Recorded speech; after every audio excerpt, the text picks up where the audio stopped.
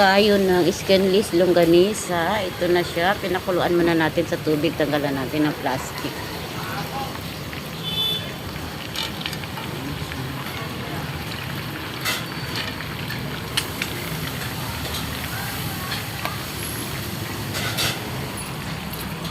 So, ayan na. Tanggalan na natin lahat ng kanyang plastic. Ang pa isa na tirahe. Itong ating skinless longganisa, chicken siya. Siya pork. So, ito na mga kaibigan. Malapit na maluto ang ating longganisa skinless.